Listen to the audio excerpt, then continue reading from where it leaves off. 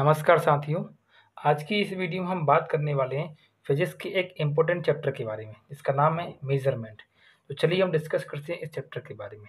सबसे पहले हमारा इसमें जो टॉपिक है उसका नाम है क्या, राशि। सबसे पहले आपको जानना होगा कि राशि क्या होती है। आपके सामने हर एक वो वस्तु हो जिसे आप किसी संख्या में दर्शा सकते हैं, उसी को हम क्या कहते हैं, राशि कहते हैं। जैसे यदि आपके पास कुछ रुपए हैं तो वह क्या होगी, राशि होगी। यदि आपके पास कुछ द्रव्यमान है, जैसे मैंने कह दिया कि मोहन 50 किलोग्राम का है, तो 50 क्या होगा, एक संख्या है। तो हर वो चीज़ जो आपके पास है, यदि आप उसे संख्या में लिख पा रहे हैं तो वह चीज़ क्या कहलाती है, राशि कहलाती है, क्वांटिटी। जैसे मैंने कह दिया कि आपकी एक उम्र की बात करें अपन, तो हर एक व्यक्ति की कुछ ना कुछ एक निश्चित उम्र होती है जिसे हम संख्या में लिख सकते हैं। क्या हम डिनोट कर सकते हैं, अपन संख्या में डिनोट कर सकते हैं। तो उम्र अर्थात संख्या। तो आपको एक बात याद रखना है, जिसे संख्या में दर्शा सकते हैं उसे अपन राशि कहते हैं। अब यहाँ पे एक एग्जाम्पल लिखा हुआ है, हंसी। कोई व्यक्ति कितना हंसता है, कितना खुश है, तो हम उसको संख्या में नहीं दर्शा सकते। तो हंसी, गुस्सा, ये दोनों ऐसे तथ्य हैं जिन्हें हम राशि नहीं कह सकते। परंतु यहाँ पे लिखा है तापमान, क्योंकि जब भी किसी हम तापमान की बात करते हैं, जैसे आज यदि वर्तमान के तापमान की बात करें तो कितना है, 35 डिग्री सेल्सियस। तो 35 क्या है, एक संख्या। तो सबसे पहली बात आपने इसमें ये जानी कि राशि क्या होती है। हर वो चीज़ जो संख्या में लिखी जा सकती है उसे हम क्या कहते हैं, राशि कहते हैं। अब राशि क्या होती है, नीचे ये वही राशि। अब हम जानते हैं इसमें कि भौतिक राशि क्या होती है। भौतिक राशि को हम इंग्लिश में फिजिकल क्वांटिटी के नाम से पढ़ते हैं। तो ऐसी राशि जो भौतिकी के नियम का पालन करती हैं उन्हें अपन क्या कहते हैं, भौतिक राशि कहते हैं। जैसे लंबाई, क्षेत्रफल, दाब, शक्ति इत्यादि। इसके बारे में हम आगे विस्तार से पढ़ने वाले हैं, तो अभी हमें केवल ये दो बातें याद रखना है। अब हम आगे इसमें पढ़ने वाले हैं कि भौतिक राशि कितने प्रकार की होती है। जैसा कि यहाँ पे लिखा है, भौतिक राशि के प्रकार, टाइप्स ऑफ फिजिकल क्वांटिटी। तो सबसे पहले ये होती हैं कितने प्रकार के, दो प्रकार के। कौन कौन सी होती हैं, आपने पढ़ी होगी। एक होती है सदिश राशि, जैसे कि मैंने नीचे लिख रखा है, और एक होती है हमारी अदिश राशि। नाम से समझ में आ रहा होगा। सबसे पहले जानते हैं सदिश राशि के बारे में। तो ऐसी राशियां जिनमें परिमाण और दिशा दोनों क्या होती हैं, उपस्थित होती हैं, उसी को अपन क्या बोलते हैं, सदिश राशि कहते हैं। अब परिमाण का मतलब क्या होता है, हर वो चीज़ जो संख्या में लिखी होती है वही क्या कहलाती है, परिमाण कहलाती है। देखो, संख्या में लिखा है तो राशि भी होगी और वही क्या होगी, उसकी परिमाण भी। परिमाण को इंग्लिश में मैग्नीट्यूड कहते हैं। क्या बोलते हैं, मैग्नीट्यूड। तो संख्यात्मक मान परिमाण कहलाता है। और जब दिशा की बात करते हैं तो उत्तर, दक्षिण, पूर्व, पश्चिम इत्यादि। ठीक है। तो जब किसी भौतिक राशि में परिमाण के साथ साथ दिशा होती है तो हम उसे सदिश राशि कहते हैं। जैसे मैंने यहाँ पे लिखा, राम 2 किलोमीटर पूर्व दिशा में चलता है। तो यहाँ पे जो 2 लिखा है ये क्या है, इसका परिमाण। क्या है, परिमाण। और यहाँ पे जो किलोमीटर लिखा है ये क्या है, इसकी इकाई। और यहाँ पे लिखा है पूर्व दिशा, तो ये क्या है, इसकी डायरेक्शन, दिशा। तो इस पूरे वाक्य में परिमाण भी है और क्या है, दिशा भी है। तो ये कैसी राशि होगी, हमारी सदिश राशि होगी। ठीक है। अब हम इसमें आगे जानते हैं कि भौतिक राशि जो होती है हमारी, उसमें सदिश राशि होती है, उसके जो महत्वपूर्ण नाम होते हैं वह कौन कौन से होते हैं। कुछ अन्य नाम हैं जो मैंने आपको यहाँ पे लिख के रखे हैं, जो कि आपको अलग से याद रखना है। जैसे कि यहाँ पे लिखा है कोणीय विस्थापन, एक सदिश राशि होती है। कोणीय वेग सदिश राशि, विद्युत तीव्रता सदिश, विद्युत धारा घनत्व, विद्युत ध्रुव आघूर्ण इत्यादि इत्यादि। जितनी भी मैंने ये राशियाँ लिखी हैं आपके समक्ष, ये सभी अपने आप में क्या होती हैं, सदिश राशियाँ। और ये हमारे एग्जाम के पॉइंट ऑफ व्यू से क्या होते हैं, इम्पोर्टेंट। क्योंकि इन सभी राशियों में दिशा भी होती है और परिमाण भी होता है। ठीक है। इसके अतिरिक्त कुछ और राशियाँ हैं जिन्हें हमें जानना चाहिए कि कौन सी भौतिक हैं और कौन सी उसमें अदिश हैं। ठीक है। जैसे यहाँ पे लिखा है, एक ट्रिक लिखिए, अब बेबी त्वम भाषम। तो आ का मतलब होता है आवेग। क्या पढ़ते हैं अपन इसको, आवेग। वा का मतलब होता है बल, और बल को ही एक और नाम से जानते हैं अपन आगे, एक और सी का एक और फॉर्म होता है बल आघूर्ण। तो दोनों बातें आपको इसमें याद रखना है। फिर लिखा है वे, तो वे से बनेगा वेग। फिर है वी, बी से कहते हैं अपन विस्थापन। फिर आपने एक नाम सुना होगा त्वरण, तो ऐसे क्या बनेगा त्वरण। भा से बन जाएगा भार, और सा से क्या बन जाएगा संवेग। तो जितने हमने ये नाम सारे के सारे लिखे हैं, ये वाले सारे नाम और ये वाले सारे नाम, पूरे के पूरे अपने आप में क्या होते हैं सदिश राशि। और यदि आप इतनी राशियों को पढ़ लेते हैं तो कम से कम आपका जो सदिश वाला पॉइंट है ये पूरा हो जाता है। ठीक है, चलिए आगे बढ़ते हैं। अब आगे इसमें प्रश्न है कि सदिश राशि को दर्शाने का तरीका क्या होता है, जैसा कि यहाँ पे लिखा है। तो मैं एक क्वेश्चन से आपको समझा देता हूँ कि किस प्रकार से हम सदिश राशि को जान सकते हैं। जैसे यहाँ पे लिखा हुआ है वेग, वेग का संकेत क्या होता है v, और v के ऊपर क्या लिखा है एक ऐसे एरो बना हुआ है। तो जब किसी एलिमेंट या किसी भी संकेत के ऊपर ऐसे एरो बना होता है तो वो चीज़ क्या होती है हमारी एक सदिश राशि होती है। जैसे हम जानते हैं बल, बल का संकेत होता है एफ, और एफ के ऊपर क्या बना हुआ है ऐसे एक एरो बना हुआ है राइट डायरेक्शन में, तो ये हमारी क्या कहलाएगी एक सदिश राशि कहलाएगी। इसी के साथ एक बात और आपको जो याद रखना इम्पोर्टेंट है, मैं यह एक्स्ट्रा बता दे रहा हूँ। यदि मैं आपसे कहूँ कि ए एक सदिश राशि है, ए एक सदिश राशि है, इम्पोर्टेंट क्वेश्चन है, एग्जाम में पूछा हुआ है। सदिश रेलवे का जो एनटीपीसी का एग्जाम था उसमें ये क्वेश्चन आया था। यदि ए एक सदिश राशि है जिसका मान ऐसे करके दे रखा था, ए डैश बराबर 5i प्लस 3j, और पूछा था आपसे कि ए का परिमाण कितना होगा। तो ऊपर मैंने आपको बताया परिमाण क्या होता है। तो परिमाण का अर्थ होता है किसी भी राशि में जो संख्या होती है उसे हम परिमाण कहते हैं। तो इसको निकालने का एक फार्मूला होता है कि ए का परिमाण बराबर अंडर रूट जो आई के बगल में होता है उसका वर्ग करेंगे आप, प्लस जो जे के बगल में उसका वर्ग करेंगे, फिर इनका स्क्वायर करके आप सॉल्व कर लेंगे। ये 25 हो जाएगा, ये 9 बन जाएगा। स्क्वायर रूट निकालेंगे, 9 4 करेंगे तो बचेगा ये 14 सॉरी, हासिल आएगी 1 2 और 1 कितना आएगा 3। तो आप इसको ऐसे जोड़ के लिख देंगे और यही हमारा क्या हो जाएगा आंसर। तो प्रश्न सिंपल सा था, जैसा कि ऊपर लिखा है ये इसका फार्मूला है और ये आपको इसको सॉल्व करना है। ठीक है, लास्ट में एक और नोट लिखना है जो कि काम का है कि सदिश राशि जो होती हैं योग के नियम का पालन करती हैं, मतलब ये योग के अनुसार जोड़ी जाती हैं। ये बात आपको इसमें याद रखना इम्पोर्टेंट है। ठीक है, अभी हमने इसमें जाना था कि सदिश राशियाँ क्या थीं। अब हम इसमें आगे पढ़ते हैं कि अदिश राशि क्या होती है। देखिए आ का मतलब होता है नहीं, आ का अर्थ क्या होता है नहीं, और दिश मतलब क्या होती है दिशा।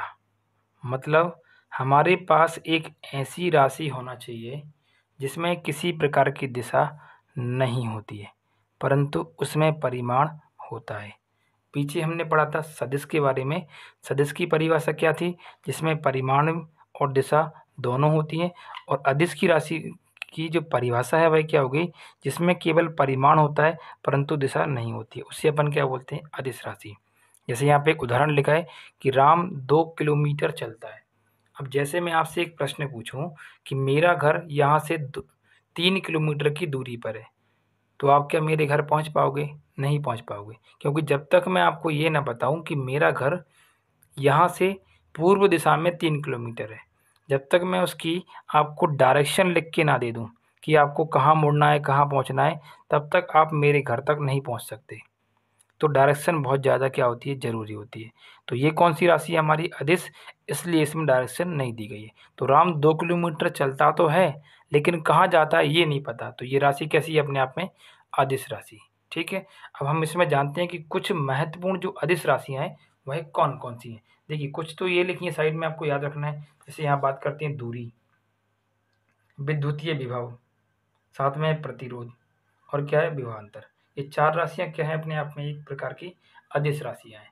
उसके अतिरिक्त एक ट्रिक के माध्यम से मैं आपको ये बात बताना चाहता हूँ कि कौन कौन सी अदिश राशियाँ और हैं जो आपके एग्जाम के लिए इम्पोर्टेंट है। जैसे कि पहला लिखा है ऊ से मतलब होता है ऊर्जा। ऊर्जा एक कैसी राशि होती है अदिश राशि, जिसे हम एनर्जी कहते हैं। फिर लिखा है सा से क्या होता है समय, समय कैसी राशि है अदिश राशि। का मतलब क्या होता है कार्य, मतलब वर्क। द मतलब क्या बन जाएगा, दाब, प्रेशर। ला मतलब बनती है लंबाई, इसी से क्या बनती है, लंबाई के साथ ही क्या आती है, चौड़ाई। लंबाई आपको याद रखना है, इसके समक्ष याद रखना है चौड़ाई, और एक रखना है आपको इसमें ऊंचाई, और इसी से एक और नाम बनता है गहराई। चारों बातें आपको इसमें याद रखना है। उसके बाद डी, डी मतलब होती है डेंसिटी। डेंसिटी को हिंदी में कहते हैं घनत्व। उसके बाद एम, एम मतलब हो जाएगा आपका मास, मास को कहा जाता है द्रव्यमान। उसके बाद एस, एस मतलब हो जाएगी आपकी स्पीड, स्पीड को हिंदी में चाल कहा जाता है। सी, सी का मतलब हो जाएगा करंट, करंट को हिंदी में विद्युत धारा कहते हैं। उसके बाद से मतलब रखेंगे आप याद शक्ति, शक्ति को बोलते हैं पावर। उसका आ मतलब होता है आयतन, जिसे अपने इंग्लिश में वॉल्यूम कहते हैं। और ता मतलब होता है तापमान, टेम्परेचर। और हा से हमें कुछ भी याद नहीं रखना है।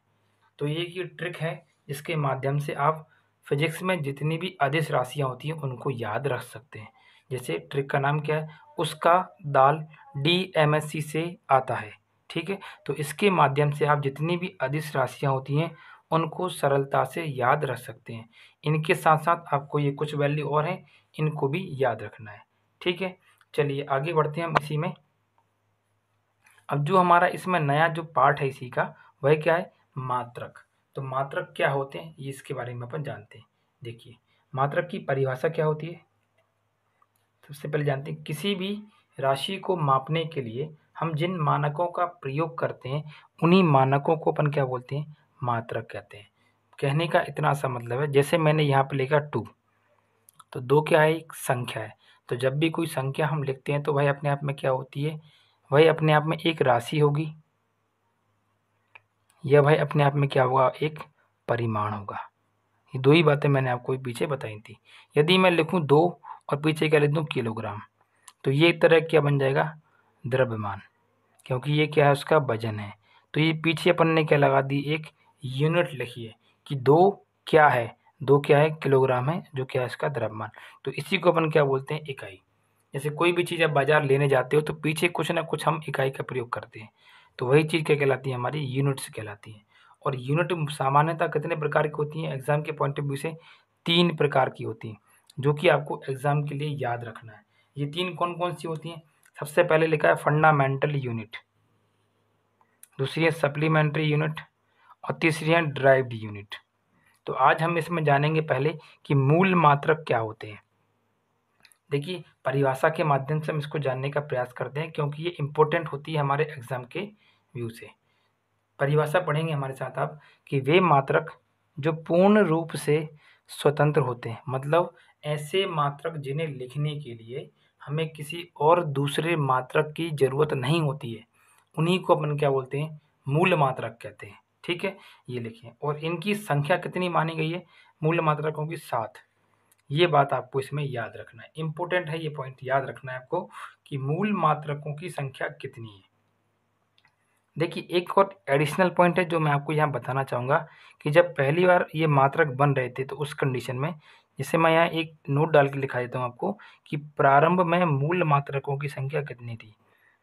प्रारंभ में मूल मात्रक जब पहली बार ये बनाए गए थे उस समय इनकी संख्या मानी गई थी 6। और वर्तमान समय में इनकी संख्या कितनी है, वर्तमान समय में मूल मात्रकों की संख्या कितनी मानी गई है, तो वो कितनी है, 7। तो मतलब एक मूल मात्रक क्या हो गया, पहले से बढ़ गया है। ठीक है, तो ये कौन कौन से पहले के 6 थे और कौन सा बढ़ा है, इसको हम इस चार्ट के माध्यम से समझते हैं। देखिए, आपके सामने एक चार्ट शो हो रहा होगा, देखिए जरा ध्यान से। एक तरफ लिखा हुआ है क्रमांक, बगल में लिखा हुआ है, यहाँ पे हेडिंग पे लिखा हुआ है मात्रक का नाम।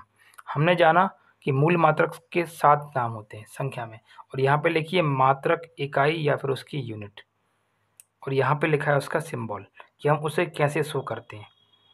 सबसे पहले लिखा हुआ है लंबाई, लंबाई को मापने की क्या इकाई होती है, मीटर। लंबाई को कैसे नापते हैं अपन, मीटर के माध्यम से मापते हैं। और इसका सिंबल क्या होता है, स्मॉल m। ठीक है।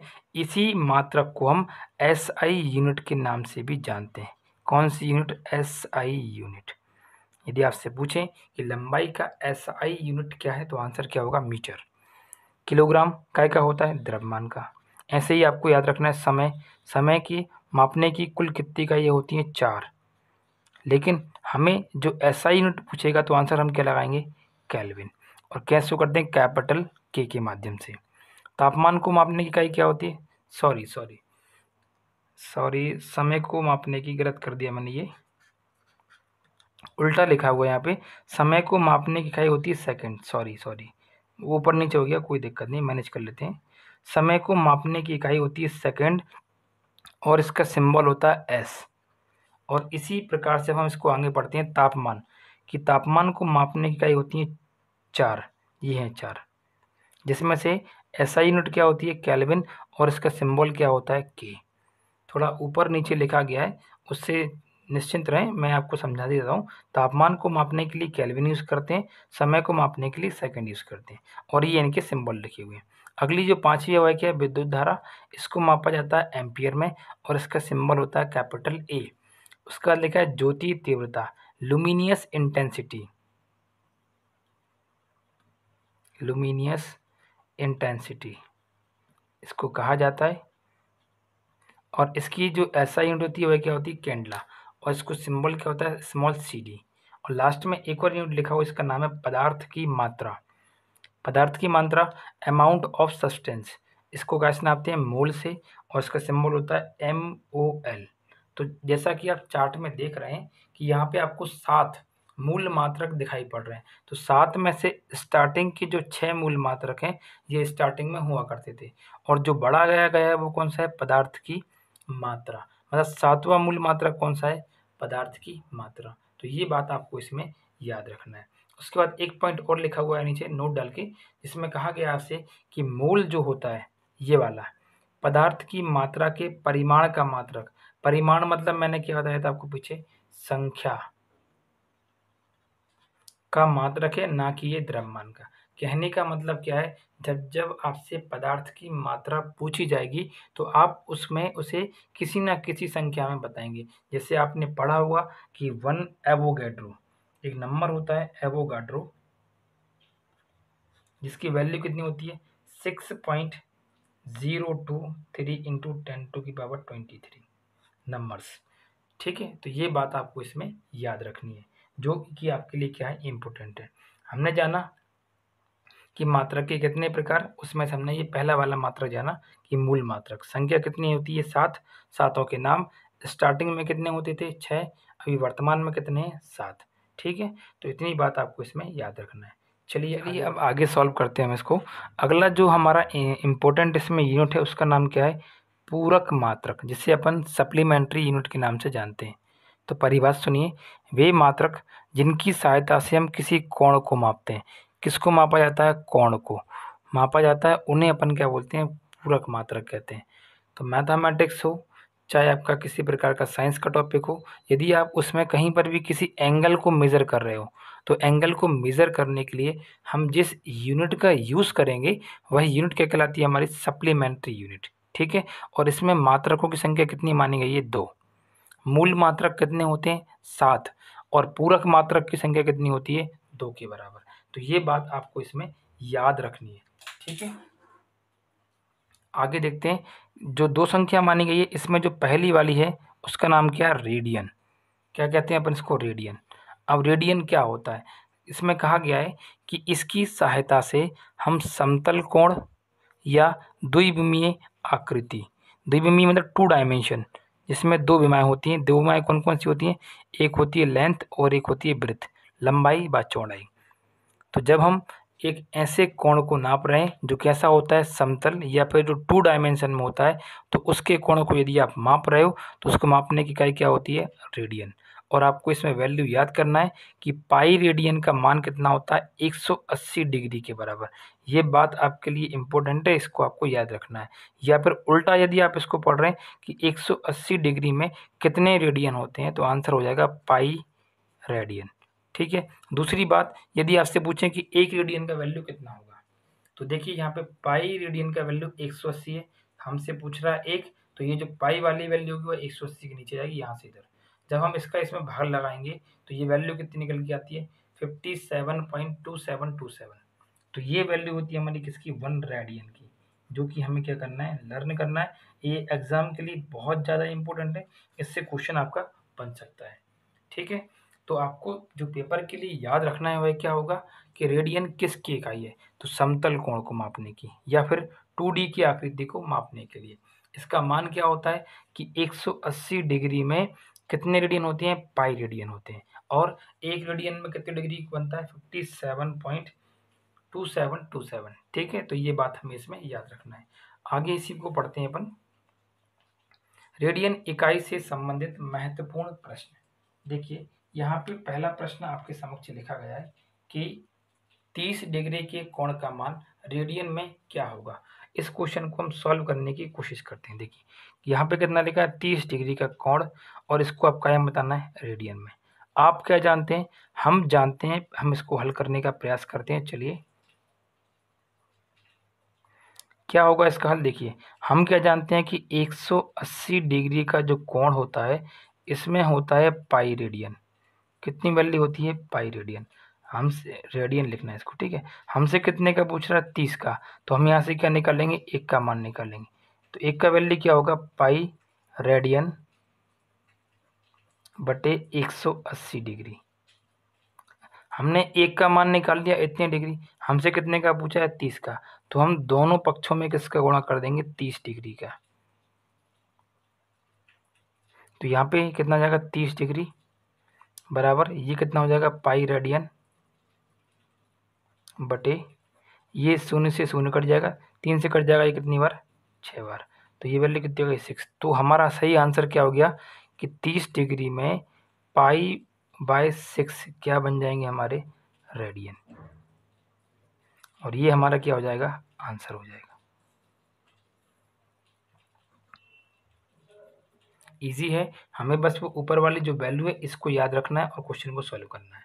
जैसा कि पास में एक क्वेश्चन लिखा हुआ है कि 45 डिग्री के कोण का मान रेडियन में कितना होगा। वही बात आपको यूज़ करना है कि 180 डिग्री में कितना रेडियन होता है, 180 डिग्री में होता है कितना पाई रेडियन। अभी मैं अब रेडियन के लिए RAD यूज़ कर रहा हूँ, आप समझ जाना। ठीक है, तो यहाँ से 1 का मान कितना आएगा पाई रेडियन अपॉन 180, हमें कितने का चाहिए 45 का, तो दोनों साइड आप 45 का मल्टीप्लाई कर दें।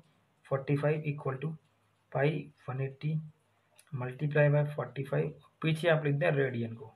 इसको काटने का प्रयास करें 5 से। चलिए 5 से काटते हैं तो 5 से कट जाएगा 9 बार, ये 5 से कट जाएगा, 5 3 15 और 16 17 18, 5 6 30, 9 से कट जाएगा, ये कितनी बार 4 बार। तो 45 डिग्री का जो वैल्यू निकलेगा वो कितना होगा पाई बाय 4, और साथ में क्या चलेगा अपना रेडियन, और ये हमारा क्या हो जाएगा इसका आंसर हो जाएगा।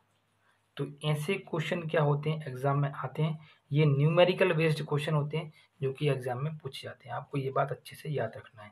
अब इसमें मैं क्या कर रहा हूँ, आपको 2 क्वेश्चन होमवर्क के लिए दे रहा हूँ जो कि आपको एग्जाम के लिए जो कि आपको एग्जाम में प्रैक्टिस के पर्पज से करके लाना है। अभी तक आपने जो भी इसमें रीड किया है कंप्लीट, उसको एक बार आप अच्छे से ध्यान से पढ़ना। वीडियो जो भी आपको इसी पर रहेगा आप पढ़ सकते हैं। ये 2 क्वेश्चन मैं आज आपको वीडियो में होमवर्क के पर्पज से दे रहा हूँ। ये आपका होमवर्क है, ये हम इस क्वेश्चन को नेक्स्ट वीडियो में सॉल्व करेंगे। ठीक है, तो चलिए मिलते हैं हम नेक्स्ट वीडियो में, तब तक के लिए नमस्कार, धन्यवाद।